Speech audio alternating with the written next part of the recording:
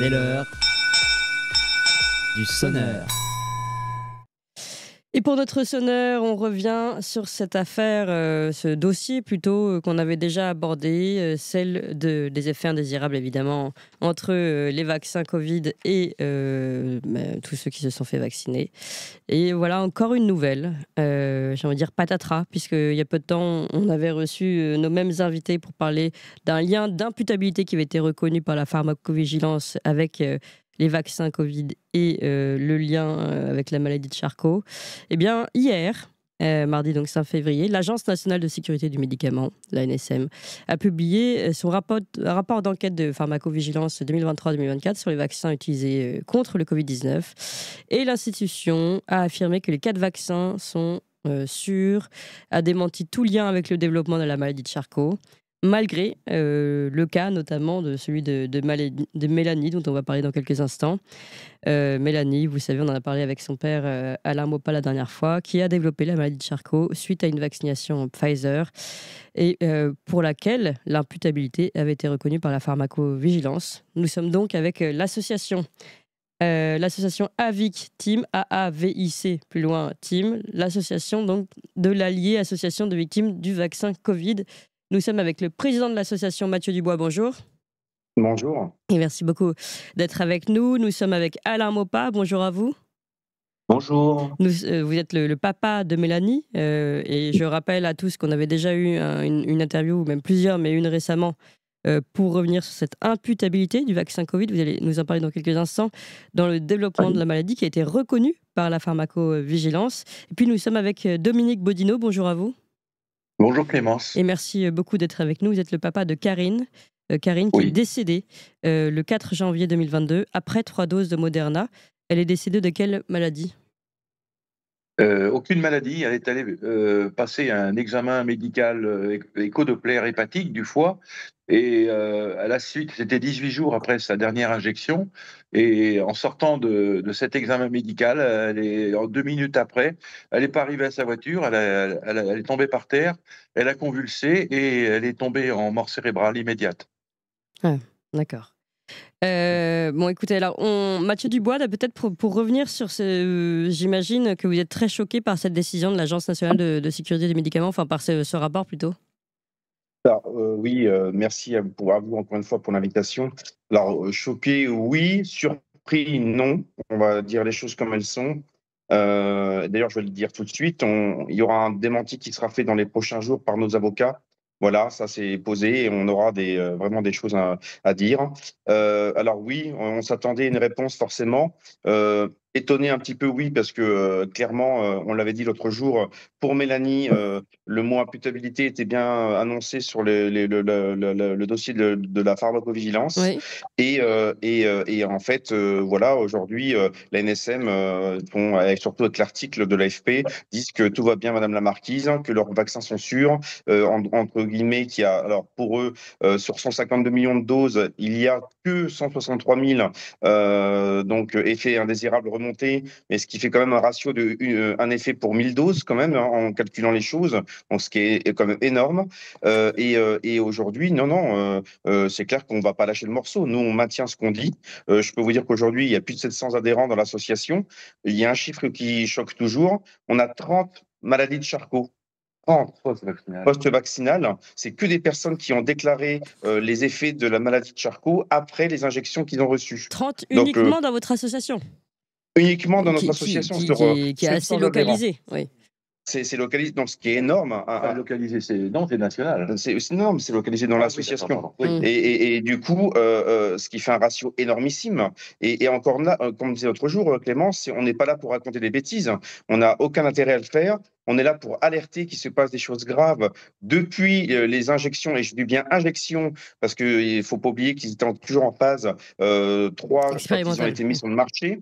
Donc, plusieurs grands médecins nous ont confirmé que ce ne sont pas des vaccins, ce sont des injections, et que voilà, il est temps aujourd'hui que les choses avancent, qu'on puisse être reconnu en tant que victime des effets indésirables post-vaccination. Il ne faut pas oublier les Covid longs également post-virales, et que maintenant, voilà, les choses bougent. Je tiens à préciser quand même qu'on a un député de l'Allier qui a interpellé le ministre de la Santé à l'Assemblée il y a 15 jours, en posant bien la question sur les effets indésirables post-vaccination et les Covid longs.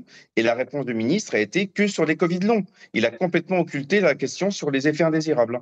Donc on n'existe pas en fait. On est des êtres humains, mais qui n'ont pas le droit d'exister. Ouais, Et ça, c'est pas normal. bien sûr, et surtout qu'on avait déjà parlé, et évidemment, au-delà de la douleur, de la perte d'un proche, Dominique Bobedino, je pense très très fortement, et je pense que tout Auxin est derrière vous. Il y a aussi ce combat pour la reconnaissance, on en parlait déjà la dernière fois, et c'est vraiment la moindre des choses, au moins, que de reconnaître une victime dans sa souffrance et dans sa douleur, et de lui permettre aussi de faire un travail, que ce soit d'abord juridique, de reconnaissance, pourquoi pas de compensation, etc. Mais au moins de lui permettre d'avoir ce statut-là. Et ce statut-là, aujourd'hui, est bafoué. Alors, comment on peut expliquer, Alain Maupas, comment vous expliquez que vous ayez eu cette reconnaissance d'imputabilité par la pharmacovigilance et qu'ici, l'ANSM dise circuler, il n'y a rien à voir? Bah, moi, bon, on l'avait bien pris quand on a eu ce document avec l'imputabilité retenue. Donc, on a dit enfin, dont Mélanie, euh, comme j'ai dit l'autre jour, ça a été un petit rayon de soleil qui est passé à travers le nuage noir. Donc, quelque part, enfin, ils commencent à reconnaître. Et derrière ça, la NSM, je les ai contactés hier. Voilà, je leur ai envoyé un mail. Donc, j'attends un retour parce qu'on n'a aucun retour de la NSM pour nous dire la reconnaissance ou pas. Enfin, s'ils ont entamé une procédure pour voir vraiment si c'était du vaccin dû à l'injection. Et donc, et c'est ça, moi. On nous culpabilise peut-être. Faut qu'on prouve que ça vient du vaccin, et eux, ils nous prouvent pas. Que ça Ils vient nous pas. disent pas, voilà, officiellement, oui, c'est nous. Faut qu'on apporte la preuve. Nous, on n'est pas scientifique. Il faut qu'on se batte pour trouver une vérité, quoi, qu'on essaye d'avoir cette reconnaissance. Oui. Et c'est dur moralement. Ils essayent de nous avoir moralement. Mais c'est pas que dur moralement, c'est dur tout court, c'est presque impossible. On en parlait avec Pierre Chaillot il y a peu de temps, qui l'a noir sur blanc écrit dans son dernier livre. Il dit que la charge de la preuve aujourd'hui repose sur les victimes, ce qui n'est pas du tout habituel, on va dire, dans les cas de produits défectueux. Et c'est très très rare, et c'est très très compliqué à mettre en place et à mettre cette reconnaissance, à part à faire vous-même, parce qu'un cas personnel ne suffit pas, donc à part à faire vous-même, à mettre en place une espèce de statistiques généralisées, de reconnaissance de l'ensemble des victimes. Mais évidemment, vous n'avez pas les moyens de le faire. Donc c'est vrai que ce poids, cette charge de la preuve est énorme. Ouais, et puis moi, ce qui me met un petit peu en colère, c'est que Mélanie était rentrée sur un protocole Himalaya au centre de neuro. Et donc, au bout de 8 mois, il a été arrêté parce qu'il y a eu 2 effets indésirables. Donc là, tout a été arrêté sur les 400 personnes qui avaient cet essai. Et là, on voit au niveau de cette injection qu'il y a plein d'effets indésirables et on ne l'arrête pas. C'est là que j'arrive pas à comprendre. Et j'avais dit à la neuro, pourquoi on ne continue pas? Et non, au niveau de la loi, on n'a pas le droit de continuer vu qu'on a 2 effets indésirables. Alors, mais là, c'est vraiment... Pourquoi? Il y a 2 poids, 2 mesures. Moi, je me pose la question, pourquoi ils ne l'arrêtent pas? Ou au moins le suspendent? Bien sûr. Pour voir le pourquoi du comment de ces effets indésirables. Alors, c'est pour ça que c'est pas logique. Il y a quelque chose derrière qu'on ne veut pas nous dire. Il y a peut-être, je ne sais pas, moi, je me pose beaucoup de questions. Est-ce qu'il y a de l'argent? Est-ce qu'il y a quelque chose? Même à la limite, est-ce qu'ils ne veulent pas éliminer des gens? Non, moi, je me pose des questions. Moi, je me dis, mais pourquoi on continue? Pourquoi nos scientifiques, l'État ne se pose pas la question? Est-ce qu'ils y font exprès? C'est tout un tas de questions que je me pose. Est-ce que c'est pas volontaire? Mais pourquoi? Oui. Pourquoi ils ne réagissent pas immédiatement pour, au moins, principe de précaution oblige, prendre le temps d'analyser ce produit? Le principe de précaution, on voit qu'il empêche énormément de gens, d'entrepreneurs, de mise en place de nouveaux produits en France, mais visiblement pas celui-là. Donc c'est toujours intéressant aussi de voir comment fonctionne ce principe de précaution. Dominique Bobedino, est-ce que vous aussi, comment vous réagissez aujourd'hui, par exemple, sur le fait que ces produits soient toujours non seulement sur le marché, mais recommandé par notre gouvernement? Alors, je suis bien évidemment solidaire de tout ce qui est dit, puisque je suis en amitié complète avec Alain Maupas, avec Mélanie, bien sûr, et puis avec Mathieu Dubois, même si ma situation est différente, parce que je ne suis pas victime directe, tout comme Alain d'ailleurs, hein, mais c'est vrai que on a un gros problème parce que, en plus, je m'occupe de la carte de France des victimes, où je répertorie des victimes je fais des affiches qui sont partout en France. Et donc, c'est vrai que là, on se rend compte qu'il y a des paramètres qu'on ne peut pas contrôler. J'ai par exemple un lot Pfizer qui est partagé par 9 des victimes de mon site, mais pour autant, ces victimes ne sont pas du tout dans la même région et n'ont surtout pas les mêmes pathologies. Et il y a même des décédés dedans. Donc, il y a des gens qui décèdent, il y a des gens qui ne décèdent pas et qui ont des effets indésirables complètement différents. Donc, ils ont fait en sorte que tout ça soit compliqué à comprendre. Et rien que le lot de ma fille, par exemple, le dernier lot qu'elle a eu, c'est le 008G21A. Il est partagé par 2 personnes en France, dans des départements différents du sien. Et également, je sais qu'il a été injecté en Suède, parce qu'au départ, je cherchais où est-ce que ce lot avait été injecté. Il y a quelqu'un qui m'a dit, j'ai un QR code de Suède où ce lot existe.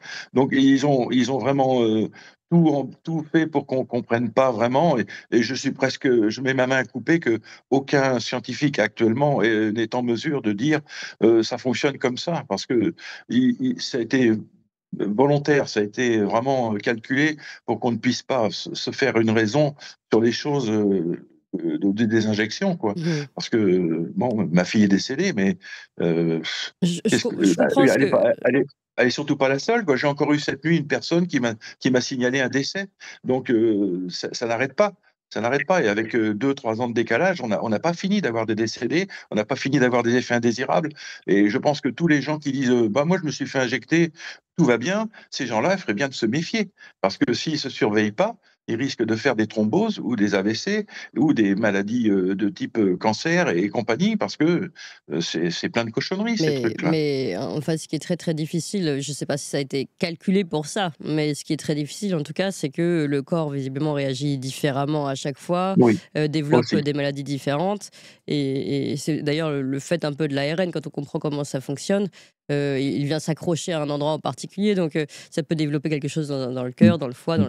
Bon, donc on comprend bien que prouver un lien direct, alors que à chaque fois le développement de la maladie est différent, etc., va prendre beaucoup de temps. Mais ce qu'on a du mal à comprendre, c'est le manque de volonté, de reconnaissance déjà, et puis de la souffrance, évidemment, et puis de ce principe de précaution, pourtant qui est tellement surappliqué en France et qui ne l'est absolument pas ici. Alain Maupas, je ne sais pas si vous voulez conclure, vous parliez justement tout à l'heure de... Non, pas Alain Maupas, pardon, pas Mathieu Dubois. Vous parliez tout à l'heure de procédures que vous alliez faire. Est-ce que vous pouvez nous dire exactement ce que vous allez faire et quand, quelles sont les actions aujourd'hui que vous envisagez? Alors, on va, comme je l'ai dit tout à l'heure, il y aura un démenti qui va être fait par nos avocats dans les prochains jours, suite à l'article qui est, on va dire le mot horrible pour toutes les victimes qui souffrent. Et vous l'avez très bien dit, Clémence, c'est une souffrance qu'on voit au quotidien. Voilà, avec toutes les victimes qu'on peut avoir tous les jours, j'ai bien tous les jours. Et on a encore eu un Charcot hier, une maman qui m'a contacté pour un jeune homme de 19 ans.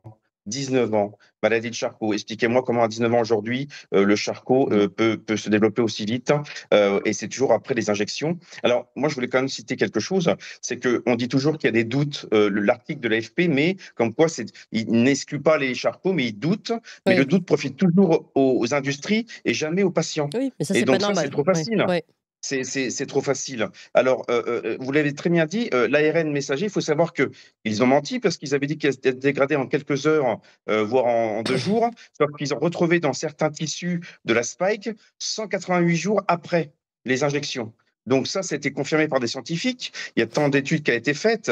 Donc, et voilà. Et puis pourquoi, encore aujourd'hui, en France, ça se fait ailleurs, en Europe, mais pas en France, pourquoi on ne peut pas doser normalement dans un laboratoire ou à l'hôpital le dosage de la spike pour vérifier le dosage qu'on a également dans le corps. Et ça, c'est demandé également par plusieurs médecins depuis un petit moment, parce que c'est des choses a priori pour eux qui ne sont pas compliquées à faire, mais qui n'est pas possible en France aujourd'hui. Alors, nous, les procédures, clairement, c'est qu'on va, déjà, c'est sûr, rien lâcher.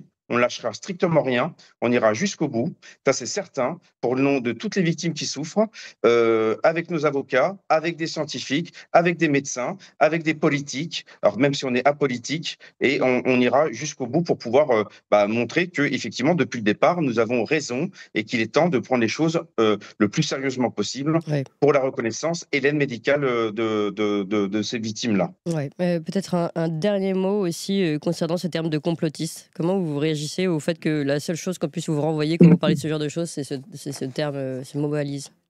Alors, complotiste, ça veut dire quoi? C'est dès lors qu'on émet un doute, parce qu'eux, ils le disent toujours, ils émettent un doute. Donc, nous, on a le droit d'émettre un doute aussi dans ce cas-là. C'est trop facile, encore une fois, comme je l'ai dit, le doute bénéficie toujours à l'industrie et jamais aux patients. Et pourquoi pas l'inverse, en fait?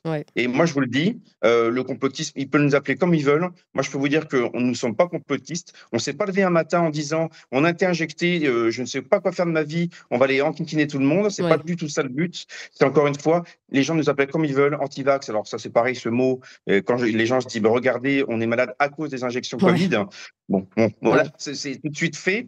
Et encore une fois, et puis une dernière chose, Clémence, c'est que il faut qu'on se rassemble, tous ensemble. Peu importe si on était pour ou pas. Ou aujourd'hui, c'est pour nous, mais aussi pour les générations futures. Il est important de ne se pas diviser. Ils ont voulu diviser avec la crise. À nous de nous rassembler et d'être tous ensemble. Encore une fois. Bon, eh bien, bon courage à tous les trois, évidemment, à toutes les victimes et à tous ceux qui s'inquiètent. Merci Mathieu Dubois, merci Alain Maupas, merci Dominique Bodino. Je rappelle cette association alliée association de victimes du vaccin Covid. AAVIC pour ceux qui recherchent justement le site et voudraient éventuellement prendre contact avec vous. Donc on attend cette réponse en tout cas à l'agence du médicament que vous annoncez et qu'on suivra évidemment avec attention sur Toxin. Merci à vous tous chers amis.